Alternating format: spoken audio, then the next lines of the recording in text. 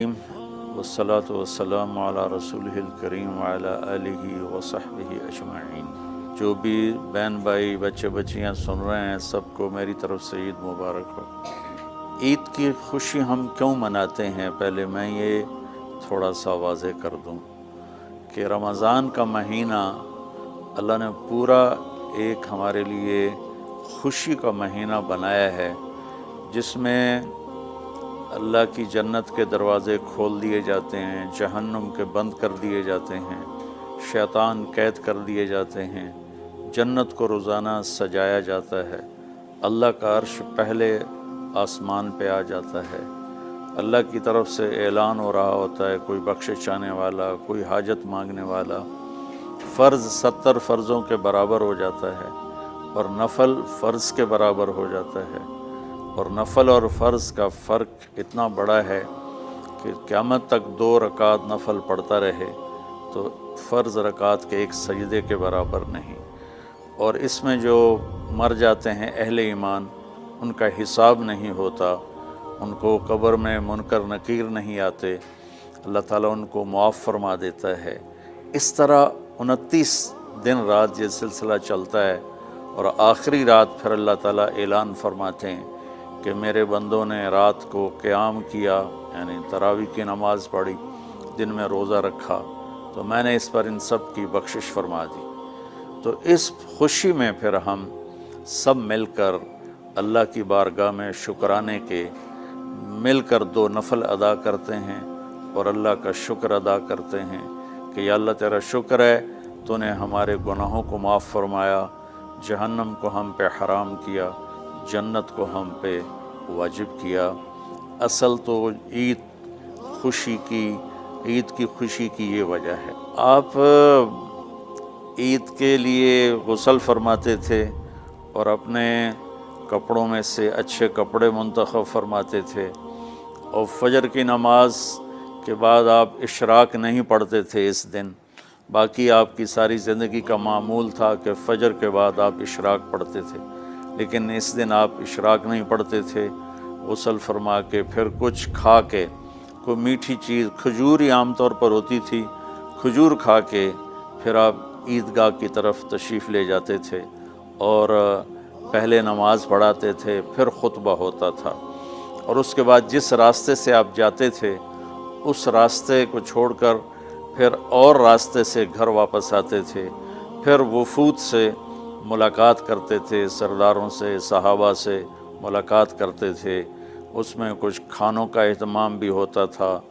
اس طرح ایک عام روٹین کی عید ہوتی تھی آپ کی، ملاقاتیں کرنا، کھانوں میں جانا اور اچھے کپڑے پہننا، سب کو خوشی سے ملنا، یہ عید الفطر پر آپ کا یہ معمول تھا۔ باقی جو اداسیاں ہیں، ڈپریشنیں ہیں، اس کی وجہ آپس کی محبتوں کا کم ہو جانا ہے، اور دنیا کی ایسی دوڑ جس نے اپنے آپ کو بھی بھلا دیا ہے، اور آپس کی نفرتیں ہیں اور آپس کے بغض، حسد ہیں، ان منفی جذبوں نے ہماری خوشیوں کو دھندلا دیا ہے، ورنہ رمضان کا ہر لمحہ خوشی کے لیے ہے، اور عید اس کی پیک ہے، اور پوری زندگی اللہ راضی ہو رہا ہو تو خوشی ہی خوشی ہے۔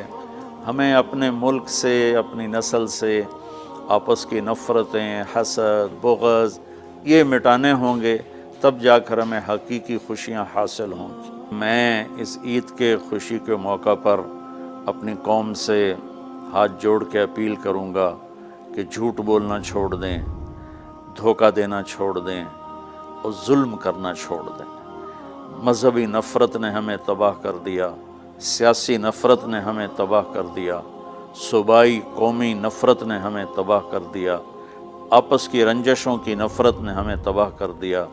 میں ساری قوم کے سامنے جھولی پھیلا کر چاروں صوبوں کے رہنے والوں سے اور ہر مکتب فکر سے متعلق اہل ایمان سے یہ درخواست کرتا ہوں کہ آئیں ہم سچائی کو اپنا ساتھی بنائیں اور دیانتداری سے اپنے آپ کو آراستہ کریں اور انصاف کا ساتھ دیں، نہ ظالم بنیں نہ ظالم کا ساتھ دیں۔ اسلام 2 چیزوں کا مجموعہ ہے، ایک اللہ کا حق ہے جو عبادات کی شکل میں ہے، اور ایک اللہ کے بندوں کا حق ہے جو اخلاقیات اور معاملات اور معاشرت کی شکل میں ہے۔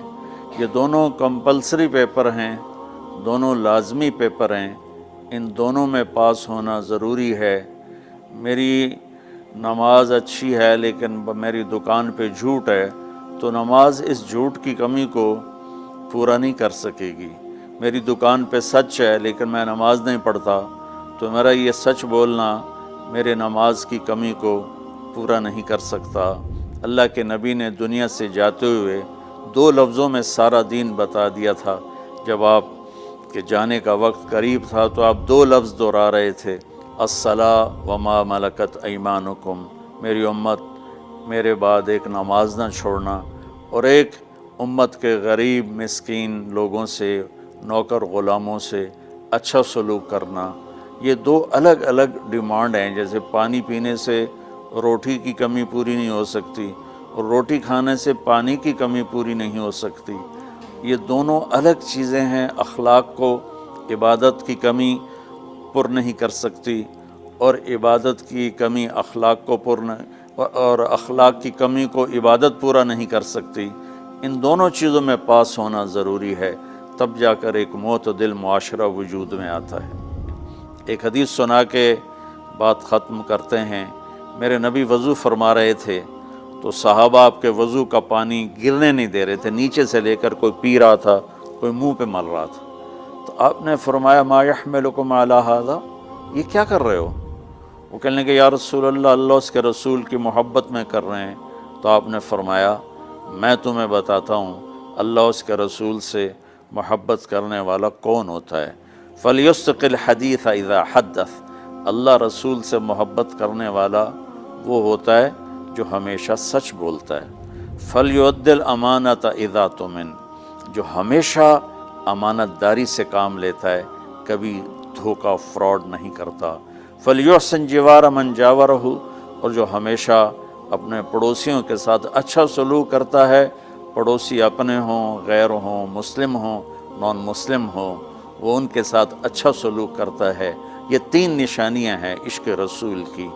یہ 3 باتیں میری قوم اپنا لے تو یہ اندھیرے اجالوں میں انشاءاللہ تبدیل ہو جائیں گی۔ دنیا کے لیے قانون ہے اللہ تعالیٰ کا کہ جس قوم میں انصاف، دیانتداری اور سچائی ہوگی انہیں اللہ عروج دے گا، وہ مسلم ہو یا نان مسلم ہو۔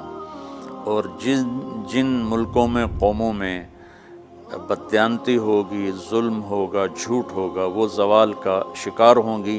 ساری ویسٹرن دنیا تو لیڈ نہیں کر رہی، ہمارے جیسے ملک بھی ہیں جہاں یہ ساری چیزیں ہیں تو وہ ہماری طرح ہی ذلیل ہیں اور ہماری طرح ہی وہ خوار ہیں۔ چند ایک ملک ہیں جنہوں نے ان چیزوں کی رعایت کی ہے تو وہ اس وقت لیڈنگ رول میں ہیں، لیڈنگ ماڈل میں ہیں۔